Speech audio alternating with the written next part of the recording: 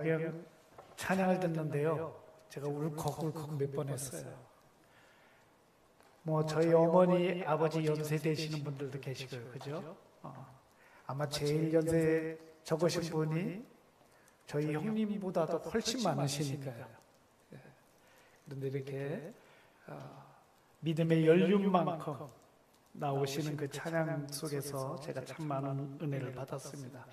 감사드립니다. 오늘 본문을 보면 우리가 잘 아는 고린도전서 13장이죠. 이 고린도전서 13장은 평안하고 사랑스러워서 나온 그러한 말씀이 아닙니다. 바울이 예수 믿고 아시아와 유럽에 가서 복음을 전하는데 그리스, 고린도에 가서 복음을 전하고 그곳에 교회를 세웠어요. 그리고 교회가 부흥했습니다.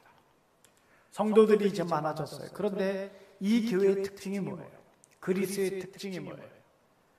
철학이 발전해서 우리가 이름만 대면 알만한 그런 철학자들도 있고요.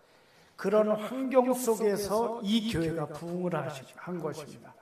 그런데 부흥해서 교회가 평안해야 되는데, 은혜가 넘쳐야 되는데 교회가 이제 어려움이 왔어요. 그 어려움이 무엇이라고 한번 잘 살펴보니까 이 교인들이 받은 각각의 은혜 때문에, 어떤 사람은 방언의 은사를 받았어요. 그러니까 방언이 너무나도 소중해요. 어떤 사람은 통역의 은사를 받았어요. 그러니까 통역이 또 굉장히, 예언의 은사를 받았어요. 구제의 은사를 받았어요. 복음 전하는 은사를 받았어요. 각각의 받은 은사가 너무 소중한 거예요. 그 소중한 대로 주님을 섬기다가 보니까 어려움이 왔어요. 이상하지 않아요? 그 은혜를 받았는데 왜 어려움을 당해요? 각각의 이제 주장이 생겨나기 시작하는 거예요. 왜 방언을 안 하냐고. 우리나라도 그런 경우가 있었죠. 한 교단에서, 한 교회에서 방언하지 않으면 구원받지 못했다고, 그런 얘기까지 나올 정도로 방언을 소중하게 여기는 그런 교회도 있었어요. 저는요, 예수 믿기 전에, 예수 믿고 중학교서부터 제가 선교지 나가기 전까지 한월산 기도원을 참 많이 다녔어요. 거기 가면 계곡에 딱 올라가면은 아주 그늘지고 바위가 평평하게 기도하기 좋은 곳이 있었어요. 거기서 기도하는데 얼마나 기도가 너무너무 깊이 들어갔던지, 잠깐 기도한 것 같은데 너무너무 뜨거운 거예요. 그래서 기도를 마치고 보니까 햇빛이 내리쬐고 있더라고요. 시계를 보니까 4시간이 흘렀어요. 잠깐인데요. 또 겨울에 갔어요. 잣나무 밑에서 열심히 기도하는데 여기서 물이 뚝뚝 떨어져요. 그래서 기도를 마치고 보니까 성경책이 없어요. 눈이 와가지고 눈이 덮여버린 거예요. 여기에 눈이 쌓인 거죠. 또 어떤 사람은 성경을 읽는 걸 너무너무 좋아해요. 제가 선교제에 있는데 분당에 있는 한 교회의 권사님이 기차칸에서 만났어요. 그렇게 만나기가 쉽지 않잖아요. 인도 기차에서. 그분이 그래요. 선교사님, 선교제 무슨 어려움이 있으세요?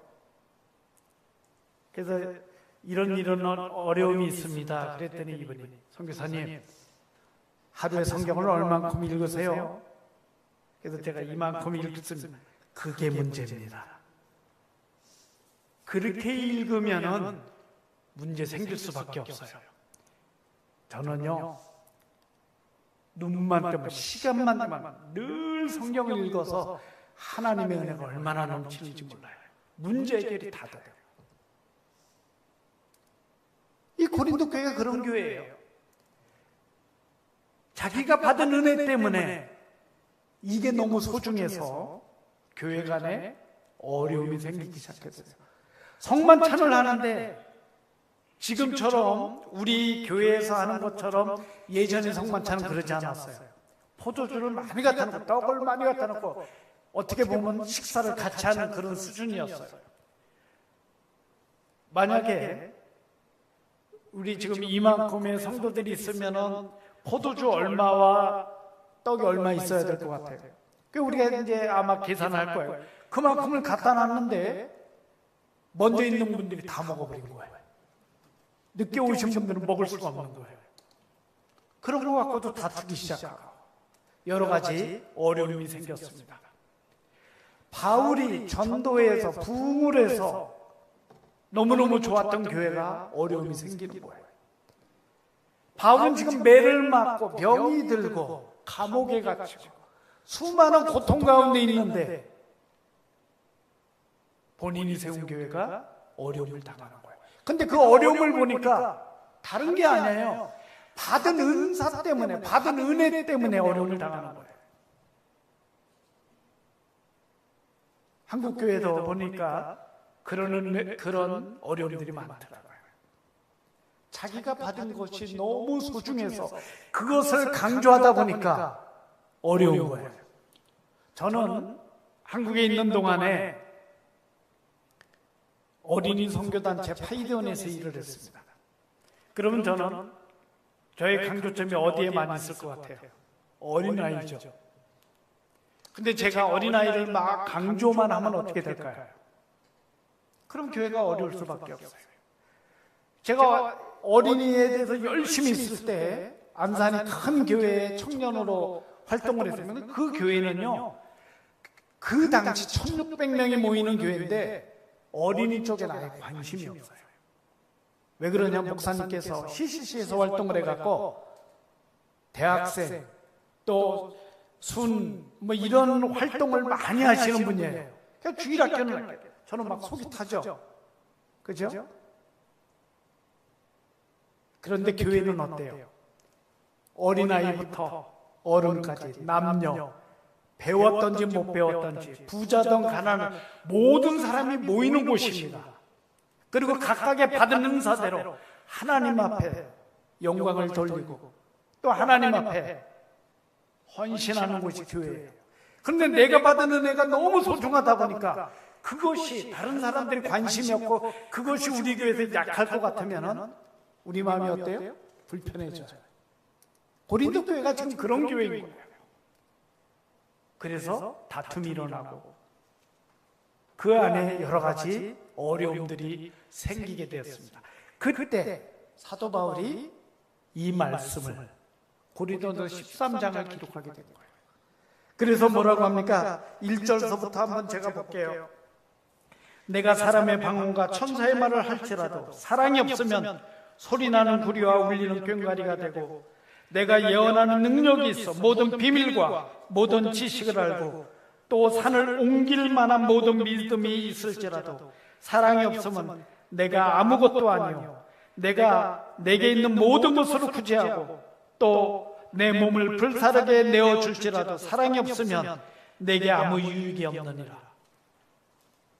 이분들이 자기가 받은 그 소중한 은사 때문에 다툼이 일어나고 교회에 분란이 일어나는 거에 대해서 자각이 없는 거예요. 이것을 꼭 해야 되는 거예요. 이때 사도 바울에 보니까 사랑이 없는 거예요. 사랑이. 여러분, 그 다음 절에 보니까 어떤 말이 나와요?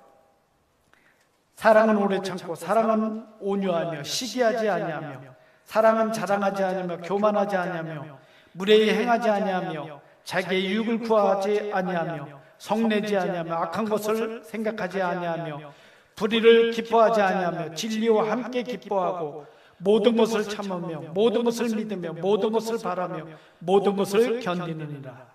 아멘. 그런데 이것을 실행하기 쉬워요, 어려워요? 너무너무 어려워요. 그렇죠? 아내하고 저하고 가끔 이제 의견이 충돌이 일어날 때 있죠. 그리고 제가 좀 섭섭하게 할 때가 있잖아요. 그럼 제 아내가 말을 안 해요. 그럼 제가 눈치를 보게 되겠죠? 눈치 보다가 말 안 하면 내가 어떻게 하냐고, 내가 뭘 잘못했는지 말을 하라고. 그럼 말을 해요. 그럼 더 섭섭해요, 제가. 그죠? 왜 그래요? 사람은 감정의 동물이기 때문에 표정 하나 때문에 우리가 기분 나빠질 때도 있고, 똑같은 말인데 별말 아닌 거에도 우리가 기분이 확 상할 때도 있고, 어떤 사람은 이렇게 보기만 해도 우리 기분이 그냥 별로 아닐 때가 있어요. 그죠? 권사님들이 한번 단기 선교로 왔습니다. 권사님 한 분이 저한테 그래요. 나 전이 때문에 안 오려고 그랬는데 같이 왔는데 지금 속이 상해 죽겠다고. 전이 얼굴만 봐도 내가 기분이 상한다고. 그죠? 우리가 사랑을 실천하는 게 너무 어려워요. 부부간에도 사랑해서 우리가 결혼했고 같이 살아가는데 표정 하나, 말투 하나 때문에도 기분이 확 상할 때가 있죠. 그런데 우리 교회가 어때요? 어린아이서부터 장년부까지 남녀노소 정말 다양한 사람들이 와서 하나님 앞에 예배드리는데, 그러다가 보면은 여전도회, 남전도회, 뭐 주일학교 일하다 보면은 아무것도 아닌데 말투 하나 가지고도 기분이 상할 때가 있습니다. 그리고 내가 지금 너무너무 소중하게 생각해서 내놓은 안건이 통과가 안 되면 더 속상해요. 우리 선교사들도 마찬가지예요. 연합회 활동을 하다 보면요, 의자 이번에 이런 하고 싶습니다. 그런데 그것을 많은 회원들이 받아주지 않으면 얼마나 화를 내는지 몰라요. 그게 우리 인간의 모습이에요. 그렇죠? 그런데 그 모든 것을 해결할 수 있는 방법이 오늘 말씀해 보니까 뭐라 그래요? 사랑인 것이죠. 사랑 아니면 해결이 안 돼요. 아내하고 다툼, 아내하고 약간의 소원해진 그 모습 속에 다시 회복되는 건 무엇이에요? 사랑이에요. 사랑하니까 다시 회복돼요. 우리 안에서 어려움 당하면 그 사랑의 마음을 갖는다는 건 우리가 다 압니다. 그런데 그게 안 돼요. 그런데 하나님께서 방법을 알려주셨어요. 뭐예요? 안 될 때 어떻게 해야 돼요? 우리는 기도하잖아요. 그죠? 안 되는데 억지로 관계를 회복한다 해도 관계 회복되지 않아요. 그러나 기도하면 돼요. 그러니까 아내하고 다투고 나서 식사 기도라든지 어떤 기도, 서로 기도하라 그러면 서로 안 하려고 그래요. 왜 그래요? 기도하는 대로 하나님 내가 잘못했습니다 하잖아요. 그러다 보니까 하나님께서는 이 기도의 방법으로 우리를 회복시켜 주십니다. 그러면 우리는 어떻게 해야 돼요? 우리 안에서 여러 가지 문제가 발생하면 오늘 이 말씀 붙잡고 우리는 사랑으로 이겨내야 됩니다. 제가 신학교 가기 전에 읽었던 책이 있어요. 내 잔이 넘치나이다. 누가 지었냐면은 강현희 권사님이 아니시고 정연이라는 분이 지었어요. 정연이 내 잔이 넘치나이다. 여러분 한번 읽어보세요. 가장 예수님을 닮은 사람 같아요. 얼마나 예수님을 닮았냐면은 매를 그 일제 시대에 그 매를 맞고 감옥에 갇혀 여러 수많은 어려움을 당할 때에도 그는 예수님을 생각하면서 이겨내는 법을 배워요. 저는 아직까지도 그분만큼도 못하고 있어요. 그렇지만 늘 흔들릴 때마다 하나님 정말 예수님을 닮게 해주세요. 예수님이 어떻게 했습니까? 십자가상에서 자기를 핍박하고 십자가에 매달린 사람 저들의 죄를 용서하여 주시옵소서. 아멘. 예수님을 생각해야 됩니다. 예수의 사랑. 그래서 오늘 말씀 믿음, 소망, 사랑, 이것은 어떻게 한다고 했습니까? 항상 있다고 그랬어요. 여러분 믿음 소중하죠. 소망 소중해요. 사랑 소중해요. 이것은 항상 있어요. 그러나 그 중에 제일은 사랑이라고 했습니다. 그래서 치앙마이 은혜교회를 설립할 때 저의 목표가 그거였어요. 사랑. 마태복음 22장 37절부터 나오는 그 사랑. 하나님을 사랑하고 이웃을 사랑하는 사랑. 그 사랑으로 교회를 설립했고 지금까지 치앙마이 은혜교회를 부흥시키고 있습니다. 선교복음을 통하여서 얼마나 태국교회가 성장하고 있는지, 그리고 제가 성도들을 얼마나 사랑하는지를 한번 여러분에게 자랑하고 싶습니다. 한번 보겠습니다. 26년 선교보고 제 사역은 크게 세 가지입니다. 교회 개척, 성경학교 강습회, 장학사역입니다. 교회는 이렇게 15개 교회를 세웠습니다.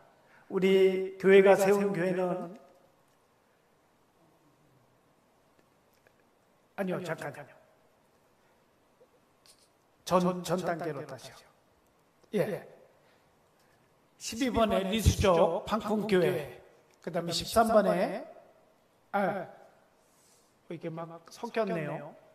원래 제가 한 대로 안 돼 있고 15번으로 가버렸네요. 리수족 후이산교회. 이 두 교회도 제가 갈 때마다 성장하는 모습을 보게 됩니다. 넘어가겠습니다. 성경학교 강습회입니다.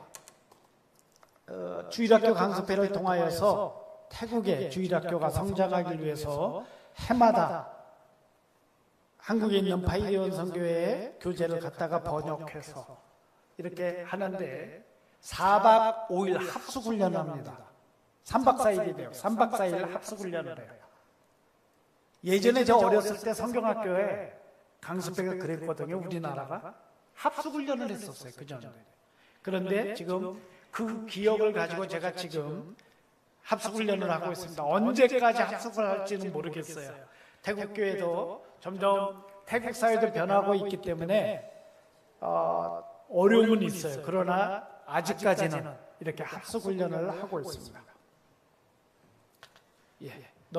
넘기고요. 그리고 주일학교, 성경학교, 이 성경학교 강습들을 마치고 주일학교를 하고 있습니다. 이 모습은 총신대학생들이 학교에서 복음을 전하고 이 학교의 아이들이 그 다음에 교회로 와서 성경학교를 하고 있습니다. 한 장 넘기겠습니다. 이렇게 성경학교를 하고 있습니다. 넘어가겠습니다. 장학사역입니다. 해마다 한 80여 명에게 장학금을 주고 있습니다. 그 이유는 태국 아이들이 6학년, 초등학교 6학년까지 공부하고 중학교를 안 가는 아이들이 참 많아요. 그래서 아이들이 어찌됐든지 고3까지는 공부를 하게끔 하기 위해서 지금 장학금을 이렇게 주고 아이들이 공부를 하고 있습니다. 이 아이 이 상장을 가지고 왔어요. 이 아이 10년간 장학금을 후원했더니 이 아이가 이번에 대학을 졸업하는데 1등 했다고 가지고 온 거예요. 선교사님이 장학금을 줘서 제가 열심히 공부해서 이렇게 1등 했습니다. 그래서 아주 자랑스럽게 이렇게 사진을 찍었습니다. 치앙마이 은혜교회입니다. 2019년 12월 3일 날 설립을 했고요. 이때는 손님들이에요. 전부 손님입니다. 그런데 설립 예배 드리고 그 다음 주에 저와 제 아내 사모 둘이서 예배 드렸어요.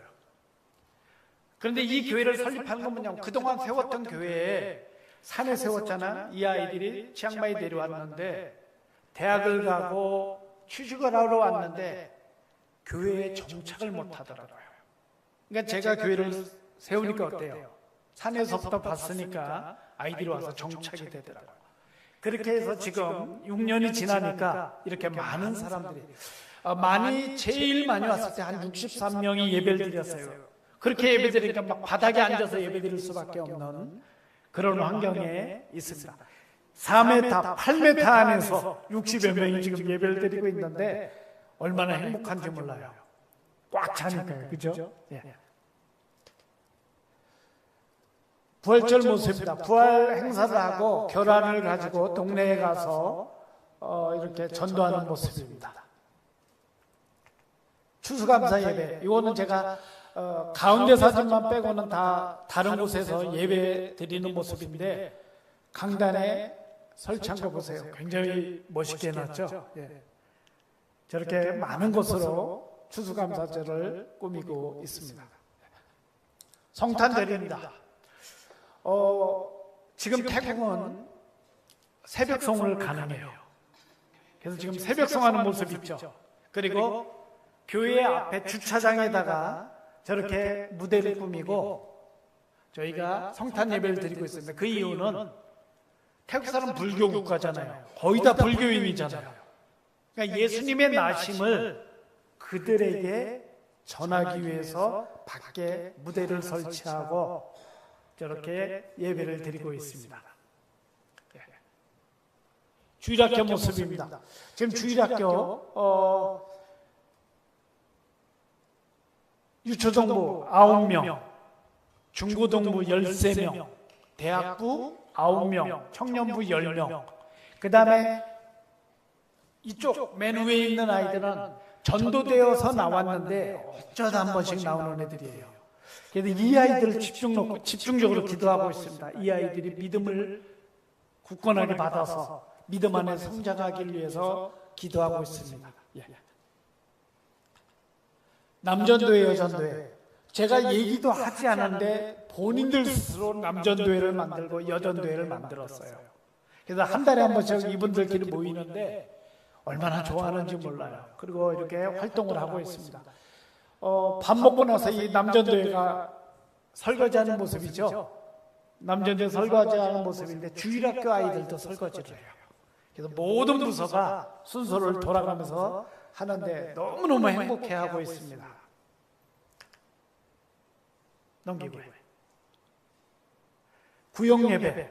태국에는 구역예배가 없어요. 그런데 제가 구역예배를 만들었습니다. 그 이유는 제가 6살 때 처음 교회 나간 이유가 구역예배를 통해서 구역예배를 갔고요. 그 구역예배에 정착되고 그 다음에 교회를 갔거든요. 역천동에 있는 마을에서요. 그때 논밭이었어요. 역천동이요. 그 기억이 있어요. 그래서 전도의 목적으로 구역예배를 만들었어요. 그랬더니 지금은 구역예배가 아주 정착이 잘 되고 있습니다. 예, 이렇게 많이 모이고 있는데 이쪽에 지금 성도들 많은 저쪽에는 지금 제가 모르는 얼굴도 되게 많아요. 이런 분들이 다 교회를 나오기 위해서 기도하고 있습니다. 예, 금요기도회. 금요기도회를 한다고 그러니까 금요기도회가 뭔지를 모르고 다들 그냥 반응이 없어요. 그래서 제가 광고만 1년을 했어요. 금요기도회 할 겁니다. 할 겁니다. 어떻게 할 겁니다. 어떻게. 그러니까 우리 성도들이 도대체 언제 한다는 거야. 1년이나 광고하니까요. 그때 시작했어요. 그래서 처음에는 교회를 위해서 기도하고 두 번째는 교회 건축을 위해서 기도하고 세 번째는 이렇게 그룹 기도하고 네 번째는 자기 자신을 위해서 기도하고 매주 그렇게 기도하는데 아이들 보면 교복 입고 나왔죠. 집에도 못 가고 교복 입고 나오고 있어요. 그래서 지금 중고동, 유초동부, 중고동부가 한 10명에서 한 15명 나오고 있고요. 어른들도 나오고 있고요. 그래서 20에서 한 30명 사이 매주 이렇게 나와서 금요기도회를 하고 있습니다. 다른 교회에 없는 모습이라 그러는데 우리 성도들이 이 기도회를 마치고 집에를 안 돌아가요. 너무너무 좋아갖고요. 그렇게 지금 은혜가 넘치고 있습니다. 예, 이렇게 기도하고 있습니다. 신방. 태권도 신방이 없어요. 초청하지 않으면 갈 수가 없어요. 그러니 어떻게 해야 돼요? 또 기다려야 되겠죠? 기다립니다. 광고만 하고 신방하겠습니다. 신방하겠습니다. 지금은 9월하고 10월 대신방 기간 해마다 하고 있어요. 성도들 기다려요. 그런데 이 신방을 하다 보면 여러분, 우리는 다 알다시피 어때요? 담임 목사님이 신방을 하면 여러분 기도 제목을 내놓잖아요. 그럼 담임 목사님 그걸 가지고 매일 기도하잖아요. 저도 그렇습니다. 그동안 교회에서 보던 얼굴하고는 달라요. 가보니까 너무너무 안타까운 사정들이 많아요. 이번에 한 성도는요, 신랑이 예수를 안 믿어요. 신랑한테 가니까 신랑이 술을 잔뜩 먹었어요. 그리고 우리 성도한테 술을 주면서 먹으래요. 안 먹으니까 막 강제로 먹였어요. 같이 술이 먹어 술이 취했어요. 그러니까 이 신랑이 마약을 했어요. 그더니 또 우리 성도한테도 마약을 주는 거예요. 마약을 너무 많이 먹어갖고 병원에 입원을 했어요. 우리 성도가 한 달간 치료를 받아야 돼. 신방하지 않으면 이런 일을 알 수가 없어요. 그래서 이 성도를 집에 보내면 신랑이 또 술 먹고 마약을 하니까 집에 보낼 수가 없잖아요.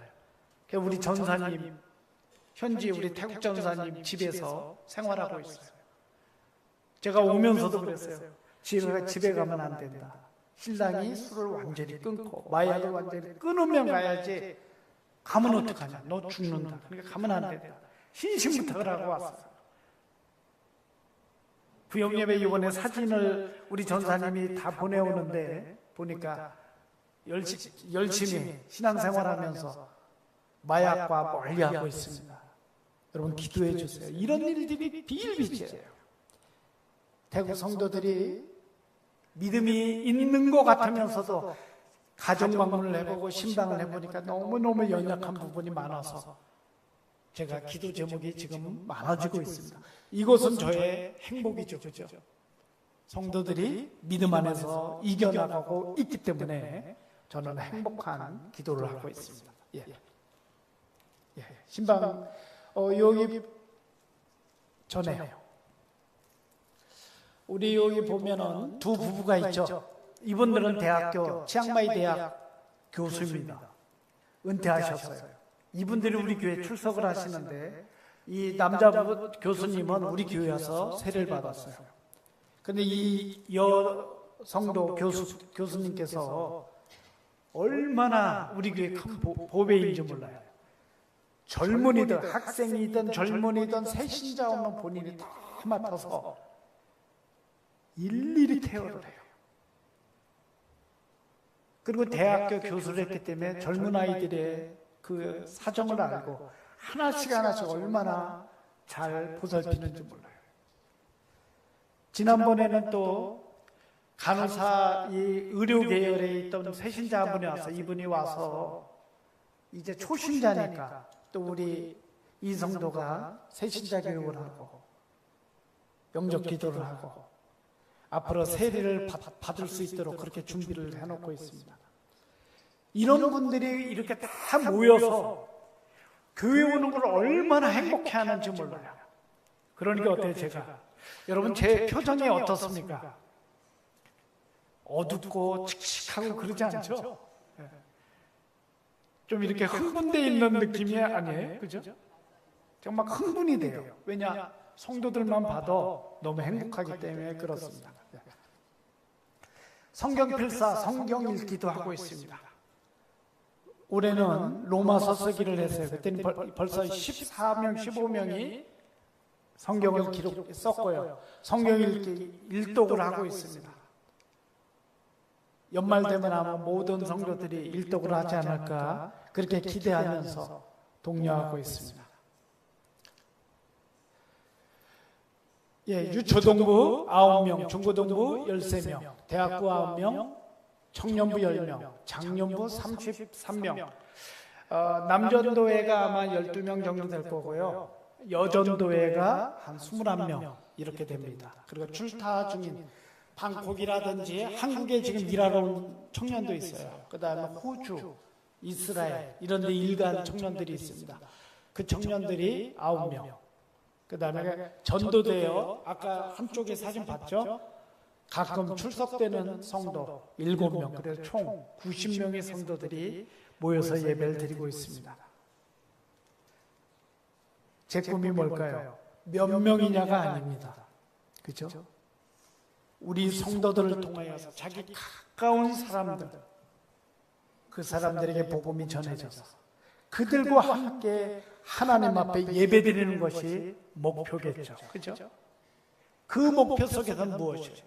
그들이 하나님의 사랑을 알고 그 하나님의 사랑 속에서 또 다른 사람들에게 복음을 전하는 것, 이것이 목표입니다.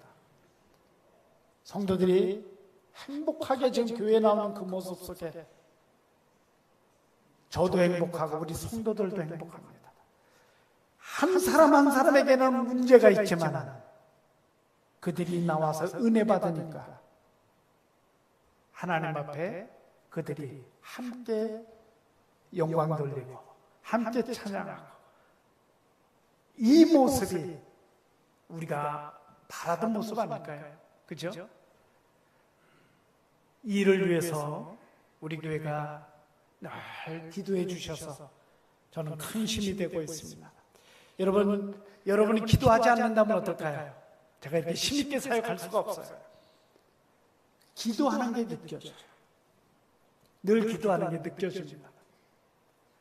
그 기도하는 느껴진 그대로 우리 성도들에게 복음을 전하고 있고 그들이 믿음 안에서 성장하길 바라고 있습니다. 이번에 제가 나오기 전에 안타까운 일이 있었어요.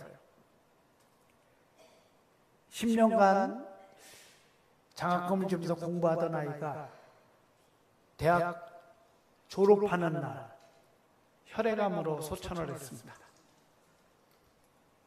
주일 예배를 마치고 굉장히 피곤해갖고 지금 이대로 가면 좀 문제가 발생할 것 같아요. 제 몸에 너무 피곤해갖고요. 그런데 그날 안 가면 안 되잖아요. 가는 길이 굉장히 멀어요. 그 먼 거를 무릅쓰고 갔습니다. 갔더니 그 부모도 울고 성도들도 울고 저도 울고, 그 다음에 이제 무덤에 가서 보니 너무 안타깝잖아요. 그러나 우리는 소망이 어디에 있어요? 하늘에 있잖아요. 그리고 돌아왔어요. 돌아와갖고 목 디스크 걸리고 한 3주간 고생하다 한국 나와서 지금 치료하고 있는데 많이 좋아졌어요. 얼마나 좋은지 몰라요. 좋아지니까 너무 좋더라고요. 그러나 여러분 어때요? 몸이 불편해도 피곤해도 성도를 돌보는 게 목회자의 심정입니다. 연약한 성도들 위해서 돌보는 게 선교사의 심정이잖아요. 여러분 그 심정이 누구를 닮아서 그래요? 우리 예수님을 닮아서요. 그렇기 때문에 여러분 선교를 위해서 더 지금 많은 기도를 하고 계시지만 더 기도해 주시기 바랍니다. 제가 건강함으로 마음껏 사역할 수 있도록. 그래서 성도 한 사람 한 사람 만져주면서 그들이 믿음 안에서 성장할 수 있도록. 그래서 고린도 교회와 같은 교회가 아니라 사랑이 넘치는 교회, 서로가 보면 좋은 교회, 만나면 헤어지기 싫은 교회. 아멘. 그래서 성도 한 사람 한 사람 믿음이 성장하는 그 모습이, 그 소식을 여러분들에게 전해서 여러분이 기도하는 그 시간에 헌신했던 것들을 여러분이 보람으로 느꼈으면 좋겠습니다. 아멘. 기도하겠습니다.